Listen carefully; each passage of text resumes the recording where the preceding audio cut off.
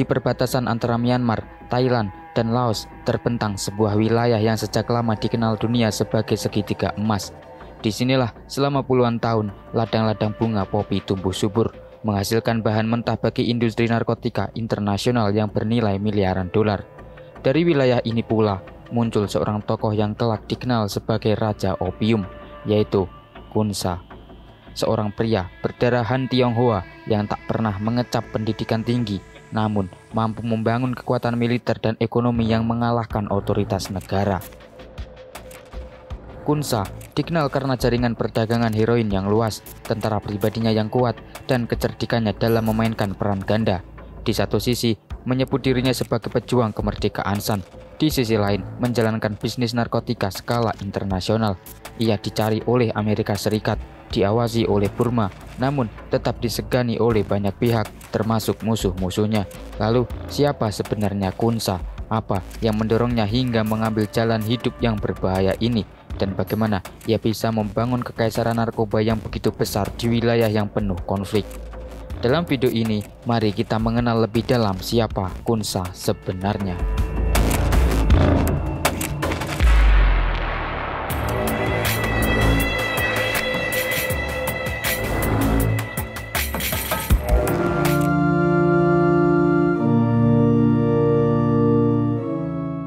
Kun Sa lahir pada 17 Februari 1934 di desa kecil bernama Phang Peong di wilayah Loi Mau, bagian utara Shan State, Myanmar.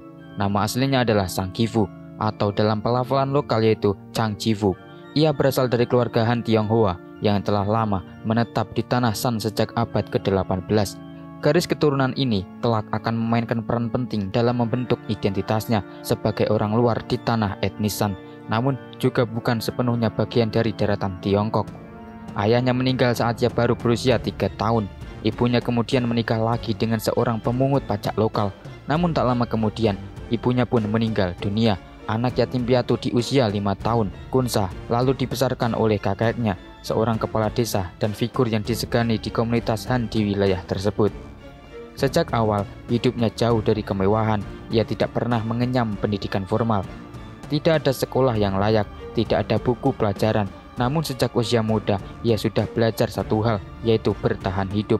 Beberapa tahun ia habiskan sebagai samanera di biara Buddha, seperti anak-anak pedesaan lainnya. Namun, itu pun bukan tempat ia belajar membaca atau menulis. Dan hingga dewasa, Kun Sa tetap buta huruf. Tapi, apa yang ia kurang dalam pendidikan formal, ia ganti dengan kecerdikan alami dan intuisi dalam membaca situasi. Pada awal 1950-an, dunia di sekelilingnya berubah cepat. Setelah kemenangan komunis di Tiongkok tahun 1949, sisa-sisa pasukan Kuomintang melarikan diri ke perbatasan utara Burma. Mereka datang bukan hanya dengan senjata, tapi juga dengan strategi, kontak internasional, dan ideologi yang kuat. Dan mereka butuh orang-orang lokal yang bisa mereka latih, rekrut, dan arahkan. Kun Sa menjadi salah satunya. Ia bergabung dan menerima pelatihan militer dasar dari pasukan Kuomintang di perbatasan, meskipun ia masih sangat muda. Di usia 16 tahun, ia telah membentuk kelompok bersenjata kecilnya sendiri. Mulanya hanya sekumpulan pemuda lokal, tapi Kun Sa tidak sekedar membentuk kelompok, ia membangun struktur. Ia paham pentingnya kontrol, logistik, dan loyalitas. Dan yang paling menarik, sejak awal, Kun Sa tak menunjukkan kesetiaan penuh pada satu pihak. Ia bekerja sama dengan siapapun yang menguntungkan, kadang mendekati pemerintah Burma, kadang bermain dengan pemberontak, kadang juga berdagang dengan jaringan Cina. Ini bukan karena ia tidak punya prinsip, tapi karena ia tahu satu hal, di wilayah perbatasan yang liar, bertahan hidup butuh keluasan, dan di situ Kun Sa unggul. Dari sinilah pondasi kekuasaannya mulai terbentuk, karena sejak dini Kun Sa menyadari bahwa di wilayah seperti Shan State, hukum yang berlaku bukanlah hukum negara, tetapi hukum kekuasaan, dan ia telah memutuskan bahwa jika itu aturannya, maka ia akan menjadi penguasa.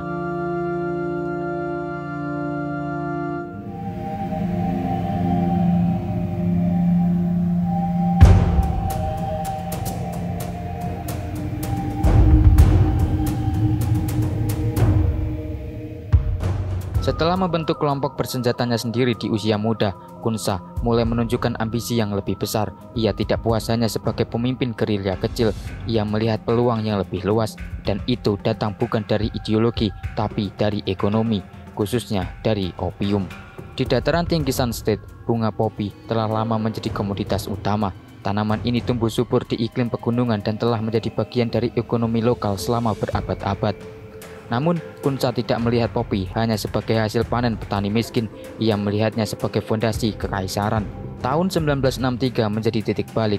Pemerintah militer Burma saat itu yang sedang menghadapi konflik bersenjata di berbagai wilayah etnis membentuk kebijakan yang dikenal sebagai KWY atau milisi penjaga rumah. Program ini pada dasarnya memberi legalitas kepada kelompok bersenjata lokal untuk melawan pemberontak dengan imbalan satu hal, yaitu kebebasan berdagang opium. Pemerintah berharap bahwa dengan memberi akses ke perdagangan ini, milisi seperti Kunsa bisa membiayai operasi mereka sendiri tanpa harus mengandalkan anggaran negara. Sedikit informasi, pada tahun 1960-an, pemerintah militer Burma di bawah Jenderal Ne Win menghadapi dua ancaman utama di wilayah perbatasan. Pertama, pemberontak komunis seperti Communist Party of Burma atau CPP. Kedua, dari kelompok etnis bersenjata yang menuntut otonomi. Nah, karena keterbatasan militer dan logistik di wilayah terpencil seperti Sunstate, pemerintah membuat kesepakatan pragmatis. Jika kelompok-kelompok lokal bersedia membantu melawan komunis, mereka diberi status resmi dan diizinkan untuk membiayai operasi mereka sendiri, termasuk dari hasil perdagangan opium. Kunsa adalah pemimpin milisi etnisan yang sangat mahir dalam perniagaan opium dan memiliki pasukan yang disiplin. Lalu pada tahun 1963, dia resmi mendirikan pasukan KKY-nya sendiri atau KWY. Karena status resmi dari pemerintah, ia dapat beroperasi secara legal di bawah perlindungan negara, termasuk dalam perdagangan opium. Jadi walaupun tujuan resmi KWY adalah memerangi komunisme, bagi Kunsa, itu adalah lisensi untuk memperluas kekuasaan dan bisnis narkobanya. Kunsa pun menerima tawaran itu. Tapi seperti biasa, ia mengorganisir ulang pasukannya menjadi unit yang lebih disiplin. Ia mulai membeli senjata dari pasar gelap di Laos dan Thailand, menggunakan keuntungan dari penjualan opium untuk memperkuat posisinya. Dalam waktu singkat, pasukan Kunsa menjadi lebih siap tempur dibanding unit resmi militer Burma yang seharusnya mengendalikannya. Dengan kekuatan yang tumbuh cepat, ia mulai menguasai jalur-jalur distribusi penting. Ia memegang kendali atas wilayah pegunungan di sekitar Loei-Mau, wilayah strategis yang menghubungkan Burma dengan Thailand dan Laos. Di sana, ia membatasi pergerakan lawan-lawan politiknya, termasuk sisa-sisa pasukan Komintang dan pemberontak komunis.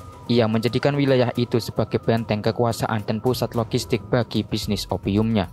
Pada akhir 1960-an, ia telah menjadi pemain besar dalam jaringan narkotika internasional. Konvoinya mengangkut opium dalam jumlah besar, kadang hingga ratusan kuda dan tentara bersenjata mengawal barangnya menembus hutan dan perbatasan.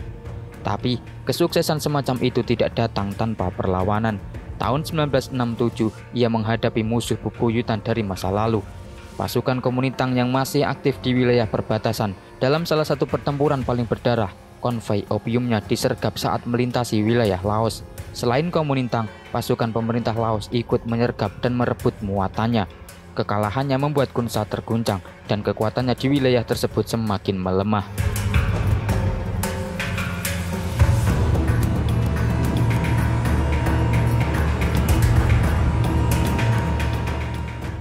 Setelah kekalahan tragis di perbatasan di Laos itu, konvoinya hancur, banyak pasukannya yang tewas, dan reputasinya sebagai pemimpin tak terkalahkan mulai dipertanyakan.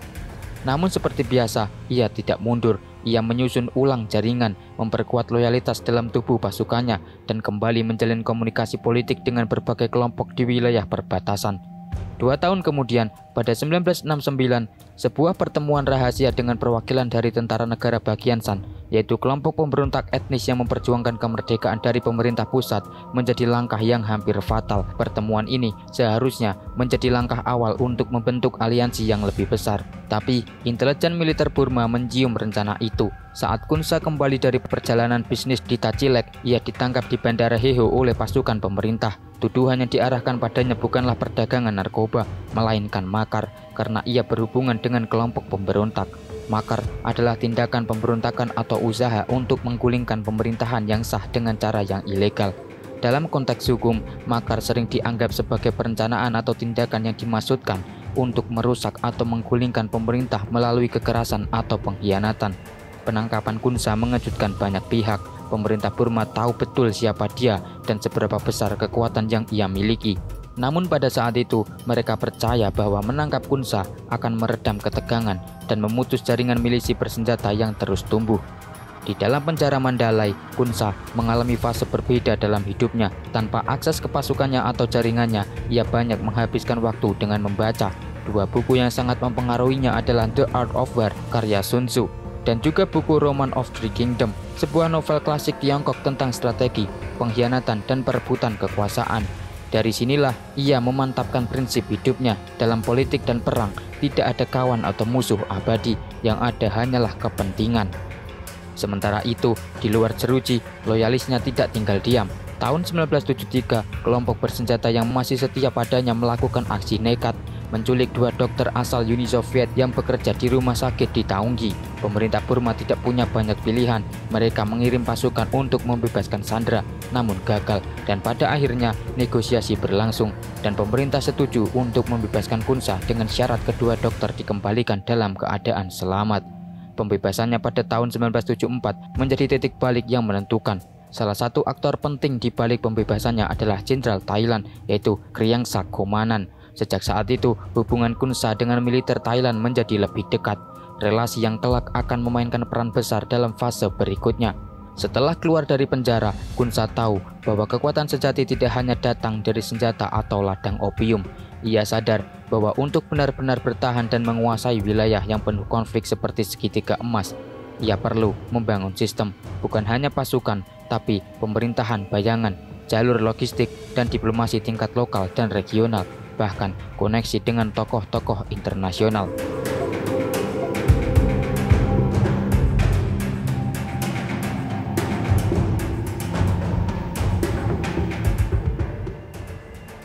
Setelah bebas dari penjara dan kembali ke perbatasan, Khun Sa tidak membuang banyak waktu. Ia pun membangun markas baru di Ban Hintaik, sebuah desa terpencil di utara Thailand yang dekat dengan perbatasan Myanmar. Lokasi ini dipilih dengan cermat, jauh dari jangkauan pemerintah pusat, dan dekat dengan jalur distribusi opium, dan cukup strategis untuk membangun kembali jaringan militernya. Di tempat inilah Khun Sa mulai membentuk kembali kekuatannya. Ia mengganti nama, meninggalkan nama lahirnya yang berbau Tionghoa, dan mulai dikenal sebagai Khun Sa, yang berarti pangeran kaya dalam bahasa San. Sebuah nama yang bukan hanya simbol identitas lokal, tapi juga citra baru yang ia tanamkan. Bukan lagi sekedar bandar opium, tapi pemimpin etnis San yang memperjuangkan otonomi. Ia mendirikan San United Army atau SUA, milisi bersenjata yang menggabungkan ideologi politik dengan kekuatan ekonomi dari bisnis narkoba. Ia menyusun strategi komando yang disiplin, melatih ribuan pasukan, dan mulai membangun apa yang bisa disebut sebagai negara bayangan.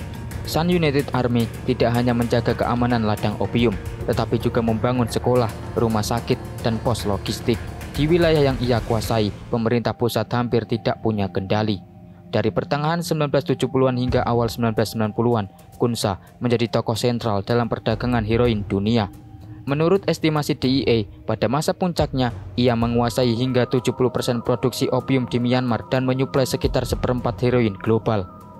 Heroin yang keluar dari laboratoriumnya terkenal karena kemurniannya, mencapai 90% dan menyebar ke pasar-pasar besar seperti New York, Hong Kong, dan Sydney.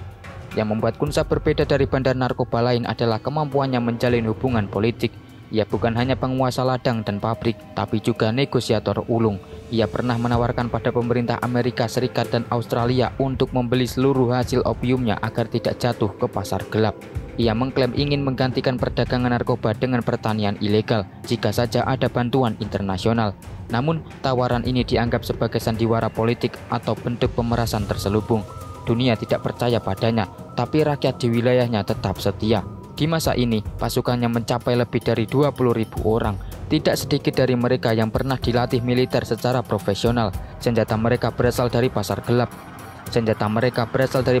Thailand dan Laos. Beberapa wilayah perbatasan bahkan dikuasai sepenuhnya oleh Sun United Army yang mengontrol semua aktivitas ekonomi, mengenakan pajak 40% atas semua perdagangan opium, dan menjalin kemitraan diam-diam dengan pengusaha dan tokoh politik dari Bangkok hingga Makau. Meskipun secara resmi pemerintah Thailand menginginkannya pergi, Khun Sa tetap bertahan selama 2 dekade. Ini mungkin karena meskipun berbahaya, ia juga dianggap sebagai tameng hidup oleh sebagian elit militer Thailand. Keberadaannya di perbatasan membantu menstabilkan wilayah yang sebelumnya rawan pemberontakan komunis dan konflik antar etnis.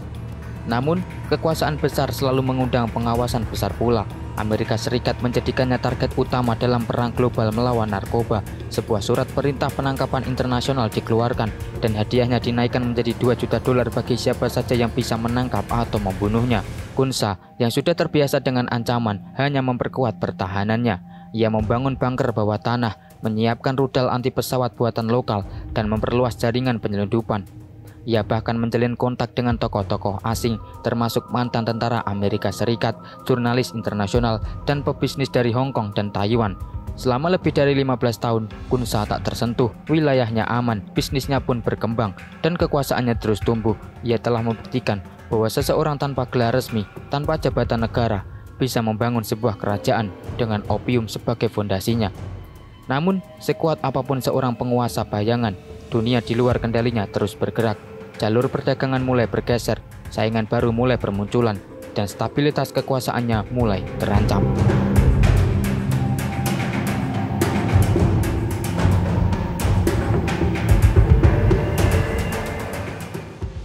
Memasuki awal 1990-an, tekanan terhadap kerajaan opiumnya semakin nyata. Jalur distribusi mulai berpindah arah. Wilayah Yunan di Tiongkok membuka akses baru ke pelabuhan-pelabuhan di timur, membuat segitiga emas bukan lagi satu-satunya pintu keluar opium Asia.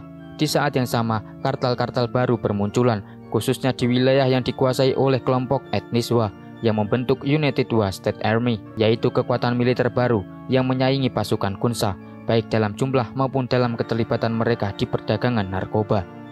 Namun, ancaman paling serius bukan datang dari medan tempur, tapi dalam organisasi Kunsa sendiri.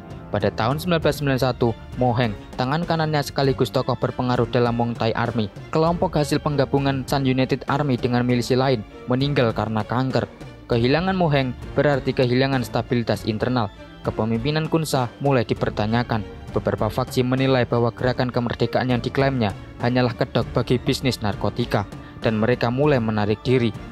Lalu lahirlah kelompok baru seperti Sun State National Army yang secara terbuka menolak dominasi Kunsa. Di luar, tekanan diplomatik pun meningkat. Badan Narkotika Amerika Serikat atau DEA berhasil membongkar hubungan antara Kunsa dan jaringan perantara internasional yang berbasis di Thailand, Hong Kong, dan Singapura. Operasi ini memutus aliran utama ekspor heroinnya. Tanpa broker luar negeri, pasokan tidak lagi mudah disalurkan dan pendapatannya mulai menurun tajam. Para sekutu bisnisnya yang dulu begitu setia karena keuntungan besar mulai menjauh. Kunsa merespon dengan mencoba negosiasi. Ia menawarkan proposal penghentian produksi opium dengan imbalan bantuan internasional sebesar ratusan juta dolar untuk program substitusi tanaman, pembangunan sekolah, dan infrastruktur wilayah Sun. Namun tawaran ini kembali ditolak. Dunia internasional melihatnya sebagai manuver untuk memperpanjang usia kekuasaannya, bukannya tulus mengakhiri bisnis narkoba. Di dalam negeri, pemerintah Burma melihat peluang. Selama bertahun-tahun, mereka membiarkan Kunsa berkembang karena keuntungan ekonomi tak resmi yang ia bawa. Namun pada pertengahan 1990-an, prioritas militer bergeser. Mereka ingin menertibkan perbatasan, menjalin hubungan internasional yang lebih baik, dan mengurangi ketergantungan pada tokoh-tokoh seperti Kunsa. Maka, pembicaraan rahasia dimulai. Pada tahun 1996, tanpa pertemuan besar atau serangan militer, Kunsa membuat keputusan yang mencengangkan. Ia menyerah kepada pemerintah Myanmar. Tidak ditangkap, tidak diadili, sebaliknya ia disambut sebagai tamu istimewa. Sebuah kesepakatan telah dicapai.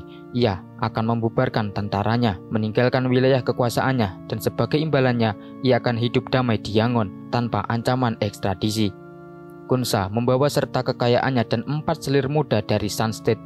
Ia menetap di ibu kota, beralih menjadi penguasa dengan investasi di pertambangan, real estate, dan juga konstruksi jalan raya. Ia menggambarkan dirinya sebagai agen properti dan pengusaha lokal, tapi pergerakannya tetap diawasi ketat oleh intelijen negara dan aksesnya keluar negara dibatasi. Sementara itu, pasukan yang pernah ia pimpin terpecah, sebagian bergabung dengan milisi pro pemerintah, sebagian lagi, terutama yang masih percaya pada idealisme kemerdekaan Sun, menolak pengkhianatan ini. Mereka melanjutkan perjuangan bersenjata di bawah nama baru, yaitu Sun State Army South, dan bertekad tidak akan tunduk pada siapapun, termasuk pada nama besar Kunsa. Satu hal yang pasti, penyerahan diri Kunsa adalah akhir dari sebuah era di mana seorang pria tanpa negara, tanpa jabatan resmi, bisa berdiri sejajar dengan pemerintah, dan bahkan lebih kuat daripada mereka. Di masa keemasannya, Kunsa adalah raja tanpa mahkota, penguasa ekonomi gelap yang tak tersentuh. Di masa tuanya, ia hanyalah bayangan dari kejayaan itu. Ia memang masih kaya, tapi tak lagi berkuasa.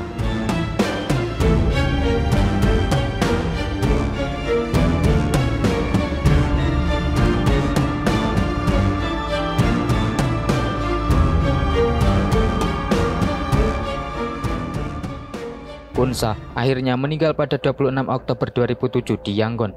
Dalam usia 73 tahun, ia wafat dalam kondisi tenang, jauh dari medan perang, jauh dari ladang opium yang dulu mengangkat namanya ke puncak kekuasaan. Penyebab kematiannya tidak diumumkan secara resmi, namun ia diketahui mengidap diabetes, tekanan darah tinggi, dan penyakit jantung.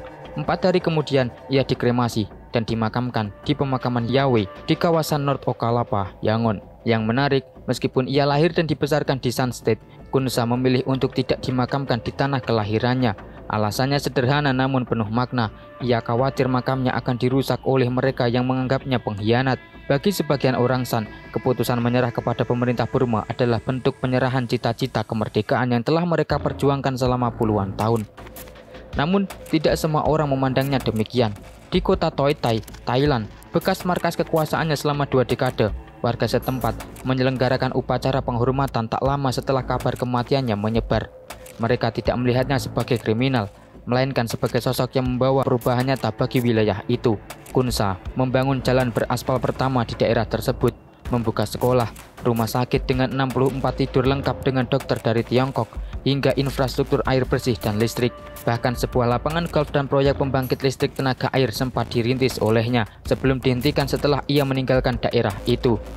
Itulah kontradiksi terbesar dari warisan Kunsa. Di satu sisi, ia adalah penyelundup opium terbesar di dunia pada masanya. Ia memperkaya dirinya dari perdagangan barang yang telah merusak jutaan hidup di seluruh dunia. Ia membentuk kerajaan narkotika bersenjata yang menyaingi kekuatan militer resmi dan menjalin hubungan dengan tokoh-tokoh kriminal lintas negara. Ia dianggap musuh oleh pemerintah Amerika Serikat, disebut sebagai pengedar narkoba paling berbahaya oleh diplomat asing, dan dijatuhi dakwaan pidana internasional. Tapi di sisi lain, ia juga membentuk struktur kekuasaan yang mampu menyediakan layanan dasar di wilayah yang selama ini diabaikan pemerintah pusat. Di wilayah kekuasaannya, warga mendapatkan fasilitas kesehatan, pendidikan, dan rasa aman, meskipun semua itu dibiayai oleh opium. Kunsa tidak sekedar menguasai ekonomi ilegal, ia menciptakan sistem alternatif yang bagi sebagian orang terasa lebih nyata daripada kehadiran negara itu sendiri.